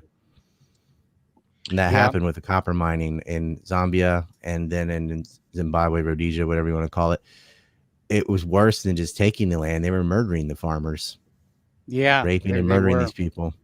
You know, which at least it was illegal, but I mean, at least there were some consequences. Like some of them, when they did that, would get caught and would get prosecuted or killed. But it happened so much. In the U.S., it's just a mostly peaceful protest. They shot a man in a MAGA hat in Portland. Portland has over 1,000 homicides. Portland, 1,000 homicides. Yeah, get rid of the police. I don't like police abuse, but you know what I hate more than cops? Crooks. Well, the other thing is you have the cops basically just running cover for the looters. Like that's what a lot of people are missing is like when there's buildings on fire and cars getting flipped over and people getting shot, the cops are nowhere. And then once they're doing like a peaceful stand up protest in the downtown park, then they're beating them up and shooting them with rubber bullets and shit. It's like, it's anarcho tyranny. It's just the government is basically protecting the criminals and punishing the law abiding. That's what we have. The only people whose shops were left standing are the ones who stood out in front of them with guns themselves. And then everybody that relied on police lost their property. Yep. Skate or die. You want to get in the Rittenhouse? No, hey, we got to earn that $75. Been pretty good.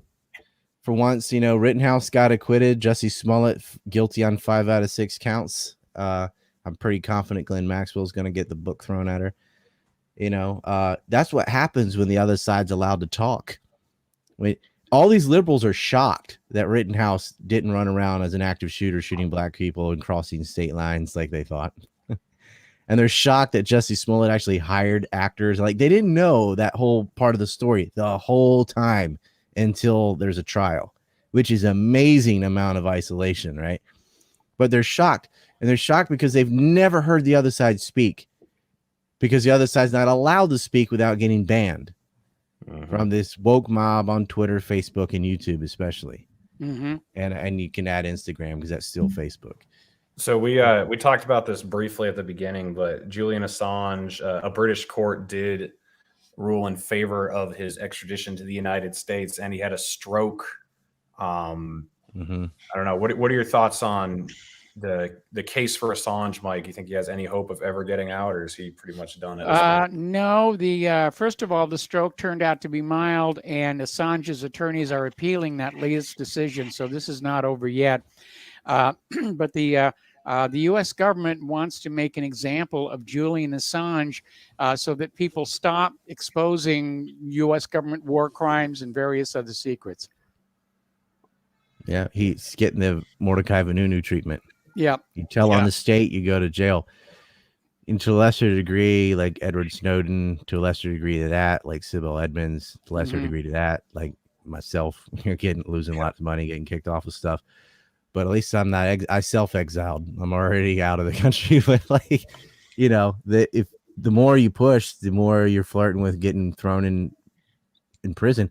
And they'll just come up with some fake rape charges or hacking charge. None of these went through. He's been exonerated from all these things. So why are they holding him? Yeah, holding him because he told the truth. At my age, they're going to accuse me of sexual crimes, right? They still would. Like, well, if they want to make the jury laugh, you know, I mean, you know, juries can use a good joke. Well, they, you know, the guy, one of their main sources of propaganda was this con artist from Iceland, Sorensen, I think his name, Thorsten, I can't say his damn name, admitted he made it all up. He's like, yeah, I mean, they kind of incentivized him to lie, and he did. And now he's admitting, and that was one of their main witnesses against Assange, and it doesn't matter. And then you had people like Pompeo that wanted to kill him. Yes. And that was on the behest of Sheldon Adelson. Adelson was funding that operation. And he's now dead. Yeah. That's on the calendar. That's a white pill. Yeah, every time a neocon dies, we add him to our calendar as a holiday. It's incredible. We got John McCain. The 25th of every month is the month anniversary. Anniversary. Yeah. August 25th is when he kicked the bucket, but okay. You know, and then if it's a good guy like a Justin Raimondo or whatever, I put their birthday as a holiday. So all the Chads. Although I'd like to replace the word Chad with Kyle. Like we should have after Rittenhouse, we'd be like, that's Kyle. All right, or that's good level. But yeah, their birthdays are on there with Rainbow Frog, and then I'm still waiting like with ink for Kissinger to go. Like whenever that day comes. There's a When Does Kissinger Die website where people are making bets. No, I didn't. That's Yeah, amazing. it's like the Kissinger death. It's like fantasy football for Kissinger death. Yeah. What is it called? The Kissinger death something. The death pool. Yeah, death pool, That's something amazing. like that. And you can pick a day, bet $1, bet $5, whatever, and there's quite a sum, and you got a 1 in 365 chance. So yeah. Go ahead and enter the Kissinger death lottery or whatever the hell it is. Yeah. That guy has seen so many administrations and he's been evil in all of them. But you know what? He seems almost mild compared to the new crop of weirdos. Even Kissinger's like, no, we don't need a war with Russia. Like, wow. It's weird because people who used to be absolutely crazy, like Ann Coulter, are now reasonable. Like, that's dark times when Ann Coulter's the good one. She's the North Star. Like, yeah, totally. I remember when she said that a little radiation is good for you right after the Fukushima meltdown. Fukushima radiation is good for you. You glow in the dark. You can find your socks. You glow in the dark. You could join the CIA. Trump went after it one time. I went after Ann Coulter one time and I grabbed her by the pussy, but there was a big, huge schlong down there. There was. There was. Tacky. All right. Well, we're coming up on 2 hours here. It's been a great show, but I'll just go around as we always do. Let everyone drop any plugs, anything they got interesting coming up. But Eric, I think you've covered all the impersonations tonight, but just give us another one, whoever's on your mind. I think we did them all pretty good, but I did Michael Jackson recently saying that I would never hurt a child. Okay, I love children. Jeffrey Epstein, Ghislaine Maxwell, innocent. Yoo-hoo. But yeah, follow me on Twitter at Jackman Radio. Innocent. That's for another Four Horsemen. We will. That's something we'll do. That's something we'll do on Cosby Rumble. was innocent too. I think Michael and Cosby were innocent. Way too based for YouTube. But Mike, thanks for coming on. It's been awesome talking to you, and I've been a big fan of yours for a while. So this was a cool opportunity. But yeah, my YouTube channel is Jackman Radio, and Twitter is at Jackman Radio, and on Instagram you can follow me at Jackman Radio, and Senator Jackman's my account. So come there and say hi. And this has been a great time, and Merry Christmas and Happy Holidays to everybody. Ryan? I'm banned on everything. I got a Substack and a Telegram. What else do I have left? I have Reina Kawa on YouTube, but I have to delete the video as soon as I'm done because if I leave it there, I'll get a strike. But really, you should just go to whatreallyhappened.com. I post on there sometimes too. That's Mike's site. And without Mike Rivero, nobody would have noticed me, I don't think. It didn't matter what I wrote or how accurate it was. I did not have a means of distribution until whatreallyhappened.com. Well, and he's done that for a lot of people. I appreciate you saying that, but on the other hand, I noticed you first.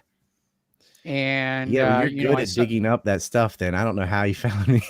Well, I did, and that's why I invited you onto the website. So, I don't want to act like I made Ryan Dawson. I certainly celebrate him. But no, you were already making waves out there, and I got wind of you, and I, brought you over to What Really Happened and so forth and so on. Well, yeah, I think before my MySpace was deleted, I was reaching people with that, but that got canned. And a guy named Robert Larson had me on his radio show, and I had a forum. I kept writing his stuff, and Mike noticed me somehow. But when I got on whatreallyhappened.com, like we got a lot more traffic, and I got credit for what I was doing and noticed by a lot of other people, including that's Joe always a good outcome. Yep. And I think there's a lot of people that has been their outfit of posting somewhere like whatreallyhappened.com, and then people go, they notice that same person 2 or 3 times. They go, oh, who is this? I want to follow them around. when I got a YouTube, I was able to really explode on my own, but they took that away too. Yeah. Sucks. But whatreallyhappened.com, and my website is the ANC report. It's the anti-neocon report, ancreport.com, where got all our stuff on there. And we've got a new map. It's the 9/11 anthrax timeline. And so that's there. There's the Epstein map, and there's the Biden crime family. Great stocking stuffers. Send it to your shitlib friends. Watch their head explode. Get a Ted Kaczynski doll. Fucking incredible. We're working on a Kyle Rittenhouse doll. He's got both biceps, unlike somebody. All right, Mike. I know right to bear arms, but only left side. I know you said your PayPal's been removed. So where can people keep up with you, and how can they help support you now? Well, my website is whatreallyhappened.com. We've been running it in different forms for 28 years now. And at the top of the page, there is a link to a GoFundMe, which we're going to use until we find some other kind of a payment system. I also do a talk radio show Monday through Friday from 3 p.m. to 5 p.m. Central Time on the Republic Broadcasting Network. And you can listen to that at the website at republicbroadcasting.org, along with a link that appears at my website when the show is live. We also have a video feed. All right. Well, I want to thank all you guys for doing this. This is another amazing episode. Next month, we have James Corbett as our fourth horseman on January 16th. So make sure everyone tunes in for that. Ryan, we're just going to speak Japanese to each other and ignore you guys. No, just kidding. On Wednesday, I have Larry Sharp on the show. And then on Sunday next week, I have Maria Farmer coming on the show. She's an Epstein victim and Maxwell victim. She reported him to the FBI back in 1996. And the FBI has lied about it, saying that she never did it. So make sure you tune in for that. That's going to be interesting. But Merry Christmas, everyone. Merry Christmas. Merry Christmas. Merry Christmas. On the next live stream. Peace. Peace. Love your